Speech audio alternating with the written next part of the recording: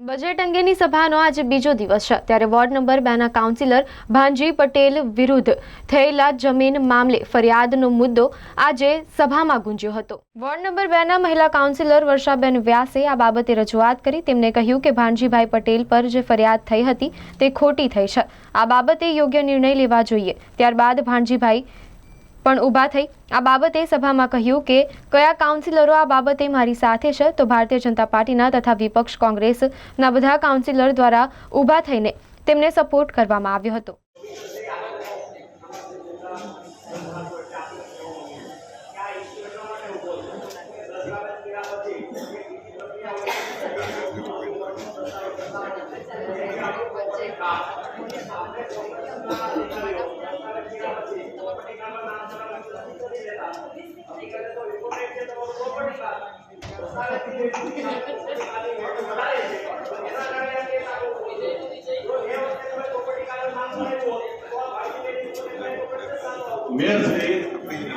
Property કાર્ડનું નામ એક હોય, પ્રોપર્ટી કાર્ડની અંદર નામ તો હતું, પણ જે તે સમયે આપણે દસ્તાવેજ રજૂ ના કર્યો તઈ ઘડી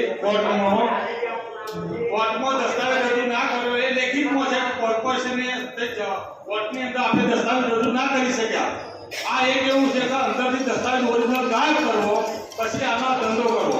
આવા મામા આવા 3 થી 4 લોક છે પણ એ કેવું છે કે કોર્પોરેશનનો કઈ આગ લાગી નથી, ફૂલ આવ્યું નથી તો દસ્તાવેજ કઈ ગાયબ છે ઓરિજિનલ। અત્યારે રોડ બનાવવા નથી દેતો પણ આપણા અધિકારી કોઈ કરતા કોઈ કામ કરે અધિકારી નથી કરતા। રિક્ષાના લોકો સવાર તક ફોન કરે છે તે રોડનું કામ ચાલુ છે કે કામ કેમ નથી થતું તો આપણા અધિકારીને જવાબદાર છે દરેક જગ્યાએ અધિકારીની ભૂલ હોય કે ના કોર્પોરેશન એમાં થાય છે એ પોલીસ કમિશનર સાહેબ છે। મારી માંગણી એવી છે કે કોર્પોરેશન તરફથી પોલીસ કમિશનર તરફથી કામે કરવો જોઈએ।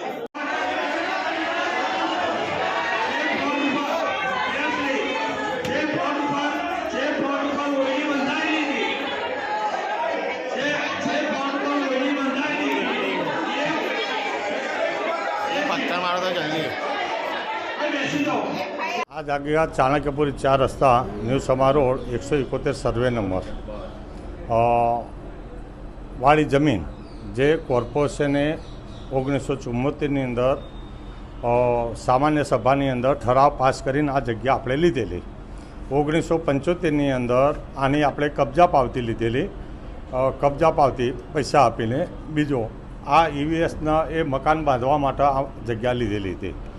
જ્યારે કબજા પાવતી લીધે દસ્તાવેજ તો કરવો પડે તો 1980ની અંદર આ જે મંગળભાઈ નાથાભાઈ શિવભાઈને આ લોકોએ 1980ની અંદર કોર્પોરેશનને દસ્તાવેજ કરી આપ્યો। કોર્પોરેશનને દસ્તાવેજ કરી આપ્યો એટલે કોર્પોરેશનનું નામ ઓટોમેટિક 6ના હકપત્રકની અંદર નામ ચડી ગયું, 7 ઉતારામાં આપણું નામ છે।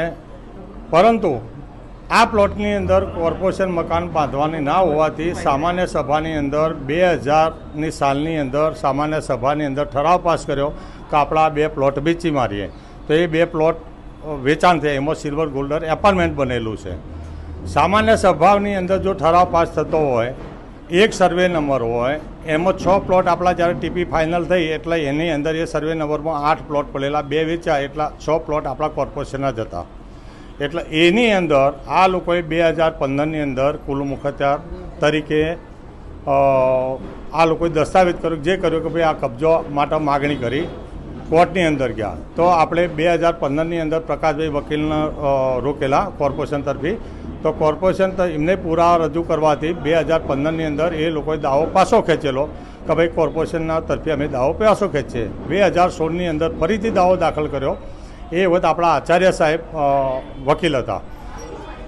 જે ફાઇલની અંદર મેં વાંચ્યું એ પ્રમાણે એવું લખેલું આવે છે કે 2 વર્ષ સુધી આચાર્ય સાહેબે કોઈ પુરાવા કોર્ટમાં કેસ ચાલતો કોઈ પુરાવા રજૂ ના કર્યા એટલે કોર્ટે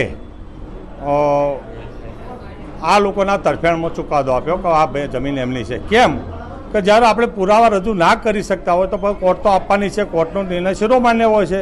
તો એ જગ્યા પછી મને ખબર પડી કે ભાઈ આવું આપણા મારા વિસ્તારની અંદર થઈ રહેલું છે તો આપણે રજિસ્ટ્રારમાંથી એનો દસ્તાવેજ કઢાયો અને કમિશનર સાહેબ સ્ટે લાવ્યા સ્ટે ઉપર દસ્તાવેજ અત્યારે કોર્ટમાં કેસ ચાલુ છે, પરંતુ કમિશનર સાહેબને મારી એક રજૂઆત હતી કે સાહેબ આ પ્લોટ જો પાડેલા છે, ઓયડી બાંધેલી છે, તો ગમે ત્યારે કોઈ પણ વેચાણ લેશે, જગ્યા આપણી છે ને વેચાણ લેશે તો પછી એ બિચારા એના બી પરસેવાના રૂપિયા જવાના છે.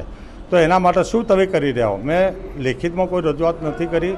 આવી રીતે અમારા સ્ટેન્ડિંગની અંદર મારી રજૂઆત હતી, તો કમિશનર સાહેબે તઈ ગાડી એ ઓરડી હતી એ તોડી કાઢી ને જે કોર્ટના આદેશ પ્રમાણે એની અંદર કંઈ કામ કરેલું છે, કોર્ટના આદેશ પ્રમાણે ઓરડી તોડે એ સિવાય કમિશનર સાહેબ જેવા વ્યક્તિ એનામાં ઉર્દૂ તો કોઈ ઓરડી તોડવાના નથી.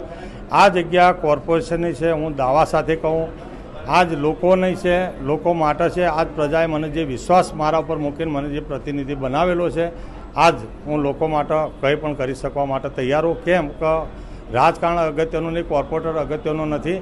કેમ કે લોકોના જો એક રૂપિયો આપણે વેરાના પાણીના લેતા હોય તો આવી લાખોની જમીન જો આવી જતી હોય તો એ મને માન્ય નથી. હું લોકો માટે કંઈ પણ કરવા તૈયાર હું. કેમ કે આજે FIR મારા ઉપર થયેલી છે, ખરેખર ખોટી થયેલી છે, એના પુરાવા લેવા જોઈએ.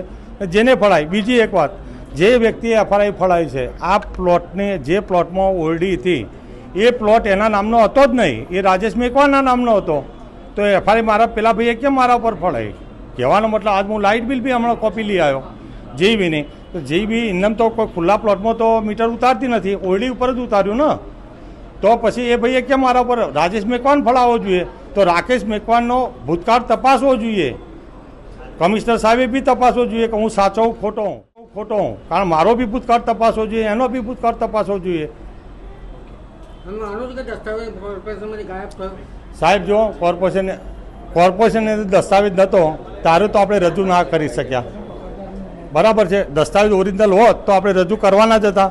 કેમ નથી કર્યા? રજિસ્ટ્રારમાંથી આવીને પછી કેમ આપણે દસ્તાવેજ લાવ્યા?